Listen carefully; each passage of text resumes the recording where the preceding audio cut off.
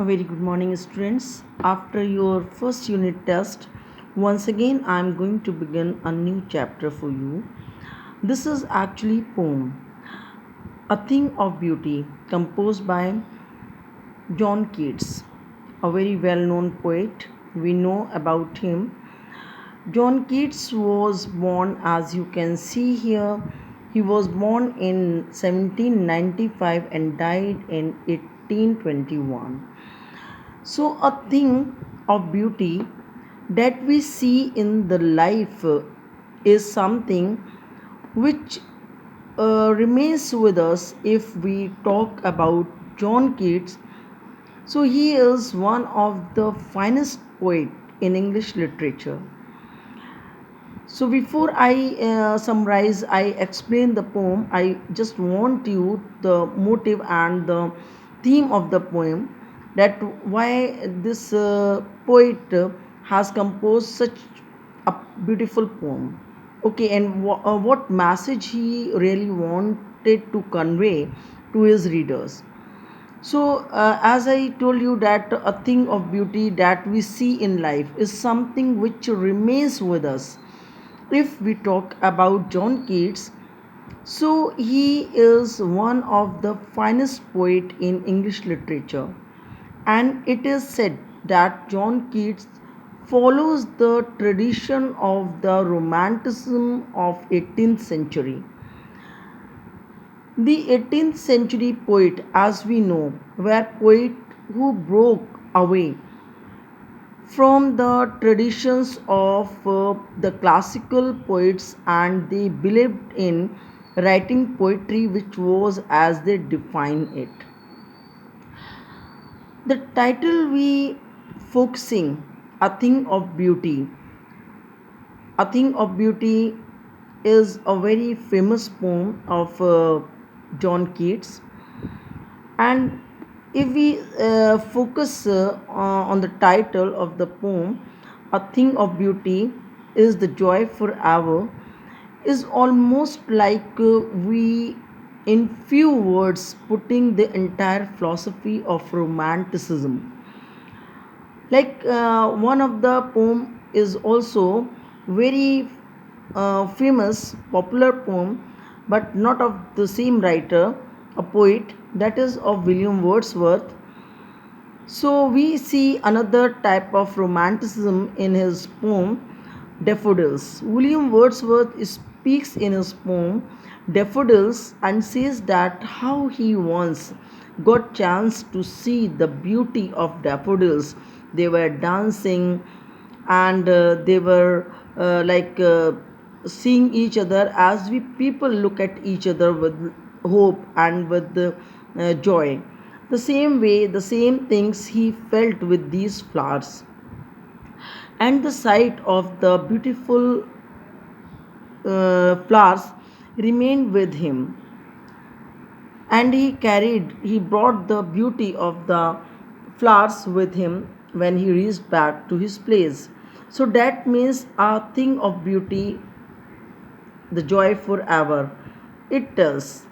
Okay, so now let's talk about John Keats. Before, as I told you before, I explain you the poem, and before it, I just like you to know about the poet John Keats.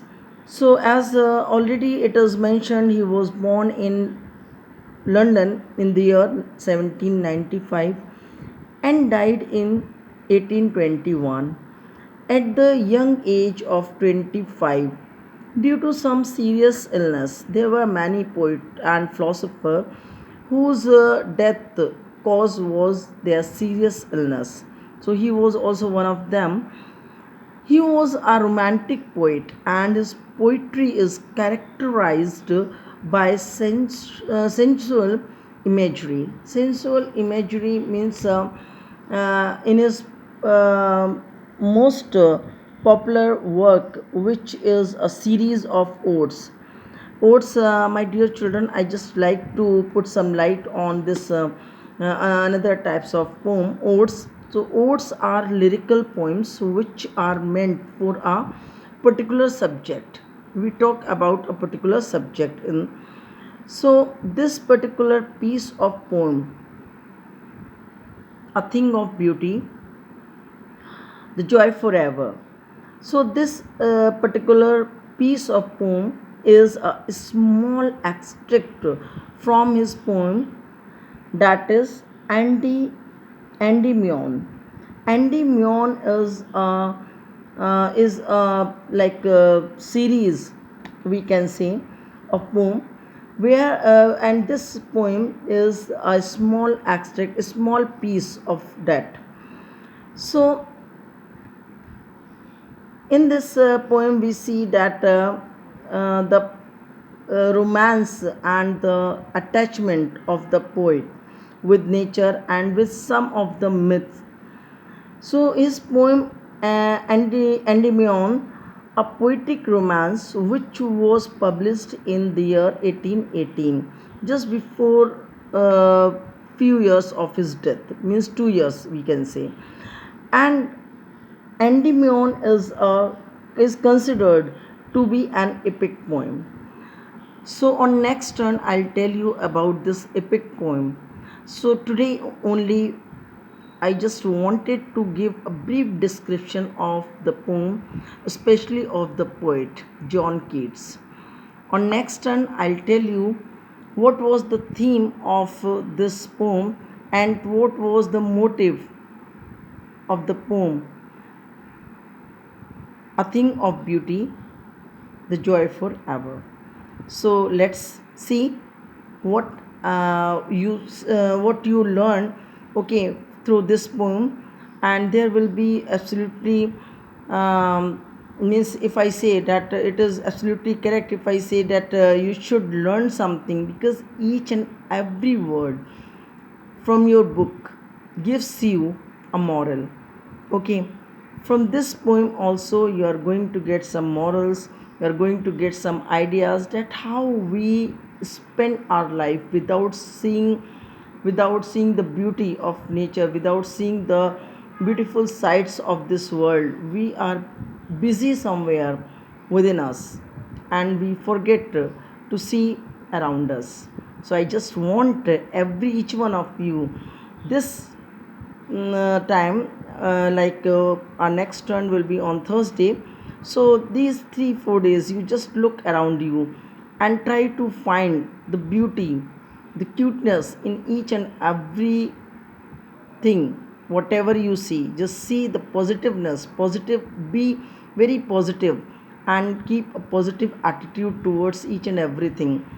Okay, and just read the poem at least once, so that when next time I'll explain it, you will be having doubts, or you would have surely point out something and underline some words which meaning you would like me to explain for you. Definitely I am going to explain it for next turn. Okay, I just leave the class here and hope that you will read the poem. Okay, till then, goodbye, have a nice day.